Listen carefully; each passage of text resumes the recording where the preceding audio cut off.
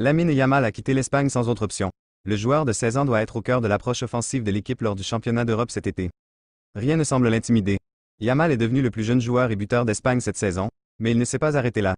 Il a livré mardi sa plus grande performance sur la scène internationale contre le Brésil au Santiago Bernabéu du Real Madrid. Yamal était si impressionnant que les locaux ont choisi d'ignorer son statut de star chez son rival barcelonais, lorsqu'il a été remplacé, ont accordé une standing ovation à sa performance.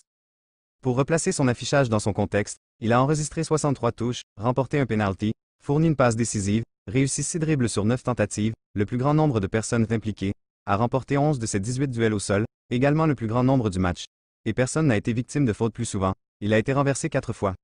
Personne ne blâmerait Wendell, Lucas Beraldo ou Joao Gomez s'il endurait des cauchemars pendant un certain temps encore après tout ce qui leur a été infligé à Madrid. Yamal a présenté ses dribbles avec joie, offrant une gamme de trucs, de films, d'écarts et de noix de muscade. Il a été brillant, mais j'aimerais rester calme avec lui car il faut laisser du temps à ces jeunes enfants, a déclaré le sélectionneur espagnol Luis de la Fuente. Yamal n'a été retiré que dans les arrêts de jeu de la fin. Barcelone peut avoir ses propres frustrations d'avoir joué si longtemps. Pourtant, malgré la masterclass de Yamal, l'Espagne n'a pas gagné. Ils ont dû se contenter d'un match nul 3-3 contre le Brésil, bien qu'ils soient clairement la meilleure équipe.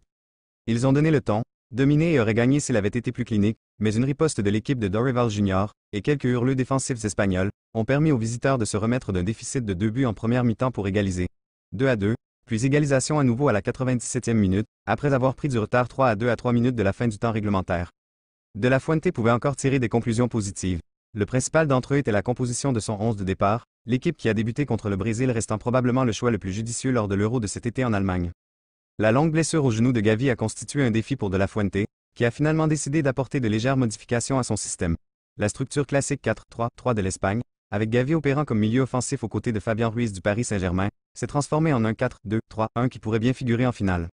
Gavi étant blessé, de la Fuente prévoit d'accorder à Dani Olmo du RB Leipzig le rôle de numéro 10. Mardi, c'était son premier test à ce poste, et les résultats ont été passionnants.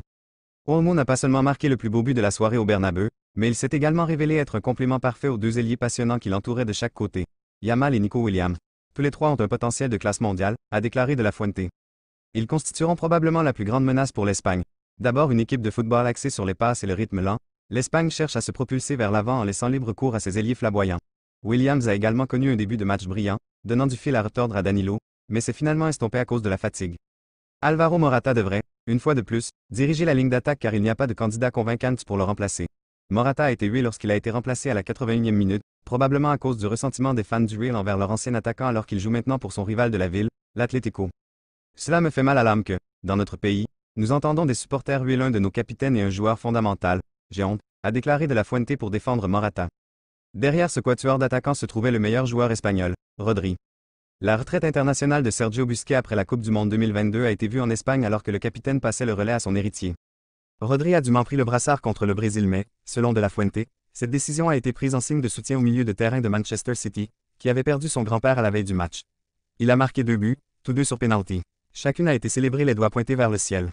La plus grande préoccupation qui préoccupera l'Espagne au cours des 3 mois qui séparent le début de l'Euro sera sa défense. Même si les plans de la Fuente semblent assez clairs, avec des places pratiquement assurées pour Dani Carvajal, Robin Lenormand et Aymeric Laporte, le rôle d'arrière-gauche reste à revendiquer. Alejandro Balde de Barcelone est absent depuis janvier en raison d'une blessure aux ischio-jambiers et ne devrait pas être apte pour la compétition. José Gaya de Valence n'était pas non plus disponible hier soir en raison d'une blessure, Alex Grimaldo du Bayer Leverkusen et Marc Cucurella de Chelsea étant les 2 autres candidats. Cucurella a réalisé un bon match contre le Brésil, mais la concurrence pour prendre l'avion pour l'Allemagne sera rude. La candidature du dernier diplômé de l'Académie de Barcelone, Pau Cubarsí, 17 ans, ne peut être écartée. Il a joué les dernières minutes des 2 matchs amicaux et, même si de la Fuente semble convaincu de Laporte et le Normand comme partenaire central, le manque de cohérence défensive contre le Brésil et la progression rapide de Cubarsí pourraient très bien le faire changer d'avis d'ici l'été. Cubarsí serait un autre signe d'une nouvelle génération jeune, audacieuse et affamée pour l'Espagne. Au sein de l'équipe nationale, ils sont parfaitement conscients que les rangs espagnols ne contiennent pas beaucoup de produits finis d'élite. Rodri est leur seul joueur à correspondre à ce moule. Mais la quantité de talent brut ne peut être sous-estimée. L'Espagne semble capable de contrarier n'importe qui. Mais sera-t-elle plus que cela? La nouvelle génération peut-elle devenir quelque chose de plus sérieux qu'une équipe amusante à regarder? La réponse, après le match contre le Brésil, reposera très probablement dans les pieds de Yamal.